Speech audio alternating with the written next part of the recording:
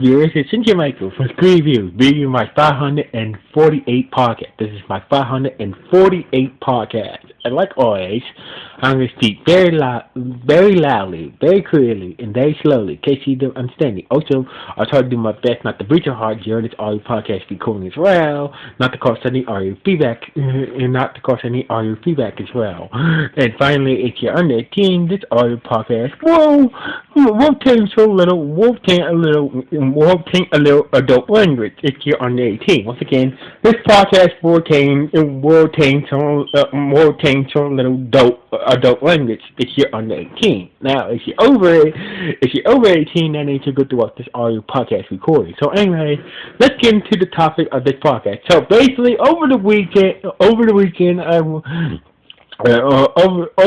I watched Ghostbusters Afterlife. I gotta say, this was a good movie. Now, before I get into the movie, I like to let this know right now. As a kid, I used to watch the Ghostbusters, or all two Ghostbuster movies back to back. So basically, if somebody's playing any of the Ghostbusters, I'll watch the whole movie. I know every line in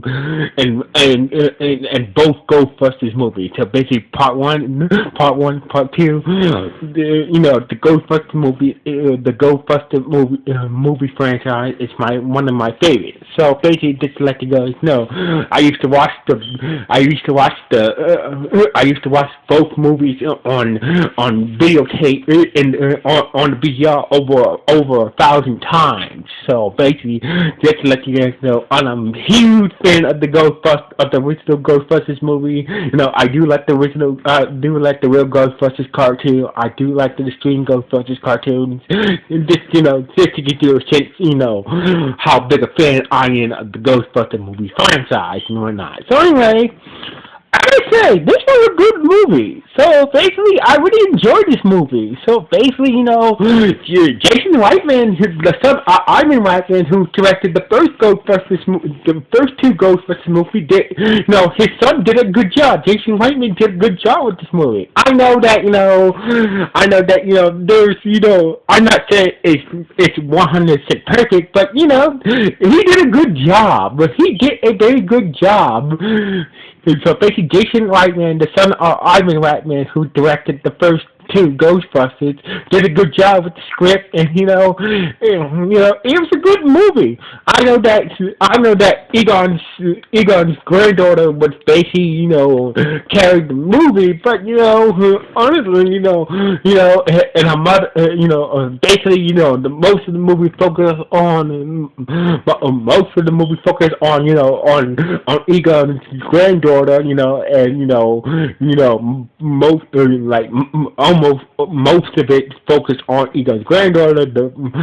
Some of it focused on Egon's daughter, being resentful towards Egon for just leaving and whatnot. And I admit the brother should have had a very more interesting storyline in the movie. I thought the brother should have had an interesting storyline, like her sister, like her sister and mother, and couldn't her mother's boyfriend,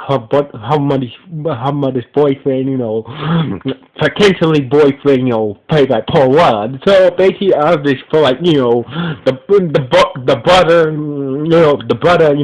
the grandson of Egon Spengler, the teenager, should have had a better storyline role in this episode. But it is what it is. So basically, even though certain characters did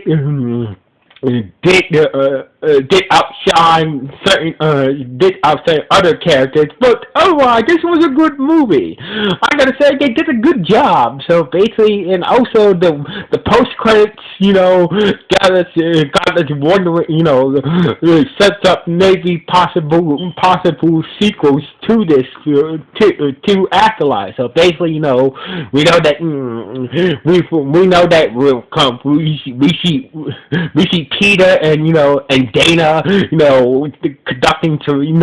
conducting that, that mind reading experiment from the first movie, when Peter was jacking those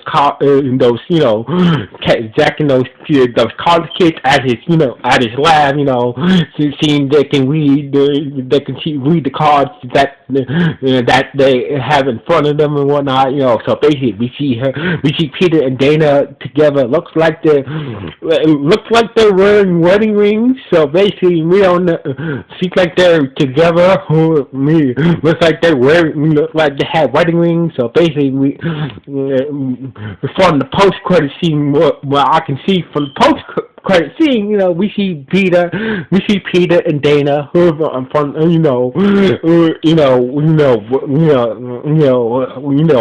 and whatnot. So basically, we don't know if they're officially married or whatnot. We don't know what happened to Oscar yet. We know that Winston,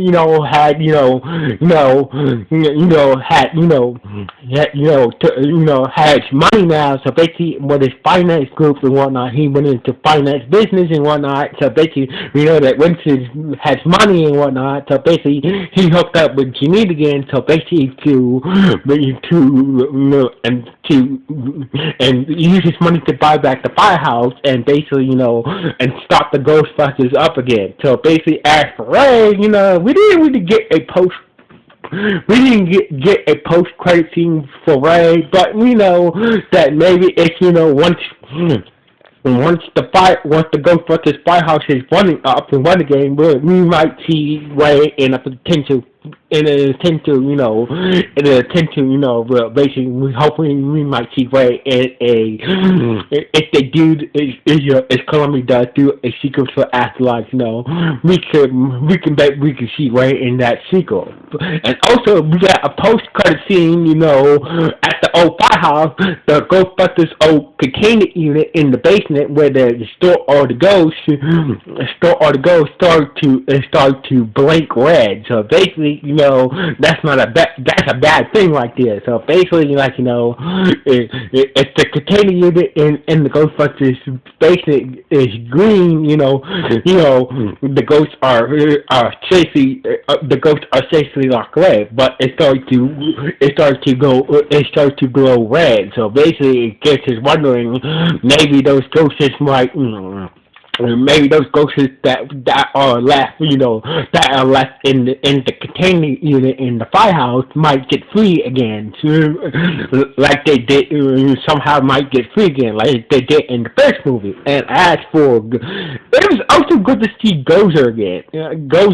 Now, even though that's not the actress who played Gozer, she'd probably be ancient, but it was good to see Gozer again.